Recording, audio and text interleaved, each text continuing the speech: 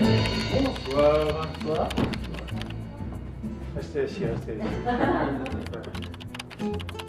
Nous allons donc faire une conférence de physique sociétale.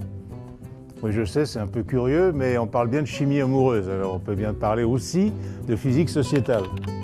Donc moi je suis chercheur en physique populaire. Alors pourquoi populaire? Parce que j'aime bien intéresser les gens. Voilà, ce que l'on voit. Voilà, le carré de l'hypoténuse d'un triangle rectangle est égal à la somme des deux autres côtés, des carrés des deux autres côtés. Bon, là ça n'a pas marché, mais d'habitude ça marche mieux que ça.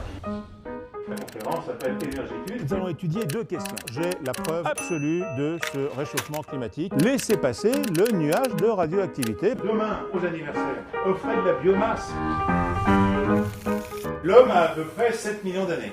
Et il y a 7 millions d'années, il se retrouve avec quoi comme source d'énergie? Eh bien, c'est simple, il se retrouve avec lui. Voilà. Et donc, les premières machines à vapeur ont été immédiatement prises par les industriels du charbon qui, grâce à ces machines, ont pu pomper l'eau et donc ont pu produire plus de charbon. Et la révolution industrielle est partie de là. C'est nos limites, mais nos limites partout.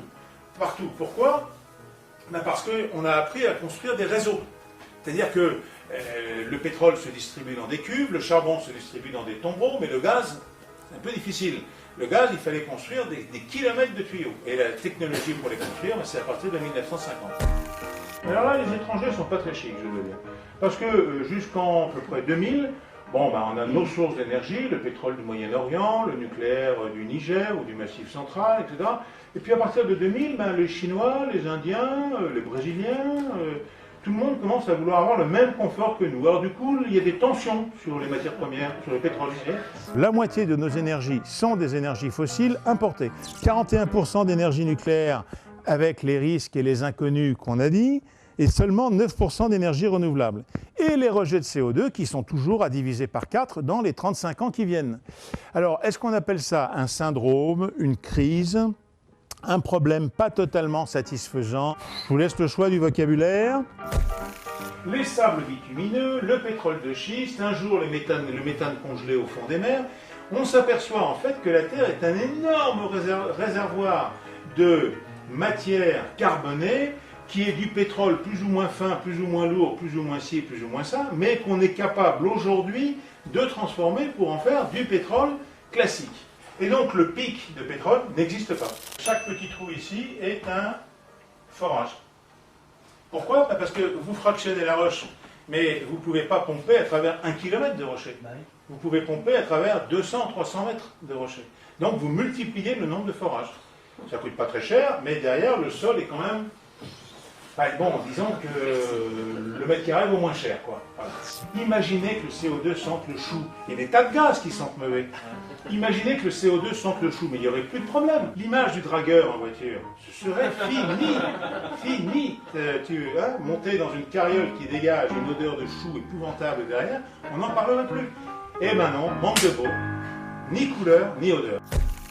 Cette couche, elle a été comprimée par tous les terrains sédimentaires qui sont venus dessus et elle a été chauffée en dessous par la chaleur de la terre. Donc c'est un peu la recette du backofen. Vous connaissez? Oui. C'est vous mettez une couche de viande, vous tassez avec des pommes de terre et vous mettez 7 heures au four. Donc la viande ressort bien tendre, c'est délicieux. Voilà. C'est comme le pétrole. Vous faites des fondations dans lesquelles vous faites passer des tubes en polyéthylène et vous faites circuler l'eau chaude l'été dans ces fondations et vous réchauffez le sous-sol de votre maison. Et en hiver, avec une pompe à chaleur, vous allez récupérer les calories du sous-sol. Donc c'est des choses qu'on voit en Suisse et en Autriche qu'on ne voit pas en France, parce qu'en France, on est quand même le peuple qui a donné la liberté au monde. Alors avant de lui donner des fondations intelligentes, je m'excuse, mais il y a un... J'ai un exemple typique d'escroquerie aussi intellectuelle. On a cru que le dromadaire solaire allait être lancé. C'est une erreur. Ce dromadaire n'est pas solaire. Ce dromadaire transporte un panneau solaire. Vous êtes prêts? 1, 2, 3. Nous venons d'illustrer un principe qui est le principe dit de la conservation de l'énergie. L'énergie ne se perd jamais, elle se transforme.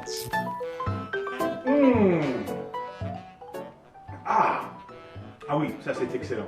Et on lui trouve un léger goût de tourbe aussi. Ah, oui. C'est à ça qu'on reconnaît le pétrole conventionnel, vous voyez. Ah, c'est... Oh non.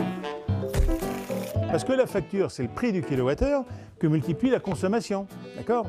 C'est-à-dire que nous avons la formule Q que multiplie con égale FNR. 20 litres d'eau multiplié par le facteur d'accélération multiplié, enfin par G, multiplié par 100 mètres de hauteur, ça fait 5 millièmes de kilowattheure. Il y a combien d'agrégés de physique dans la salle ce soir? Il n'y en a pas? La majeure partie d'entre vous savent lire. Non? Si, quand même. Donc, suivez-moi bien. On dit aux gens, il y aura moins d'énergie fossile, donc moins d'essence. Il faut donc consommer de l'électricité qui, dans le monde, est produite essentiellement à travers les énergies fossiles. Le métabolisme de base, c'est l'état, vous voyez, comme ça. L'activité maximum, c'est vous regardez téléachat, quoi. 1 millième de la lumière qui tombe sur Terre est convertie en glucose, gaz carbonique avec de l'eau et de la lumière qui forment des sucres et qui en prime dégagent de l'oxygène. On a de l'antharax chocolaté et du tagadum 5CH. Donc s'il vous plaît, dès que vous sentez qu'il y a une révélation, quelque chose, faites circuler. J'ai perdu un cadre EDF la semaine dernière. Ça m'embête un peu, voilà.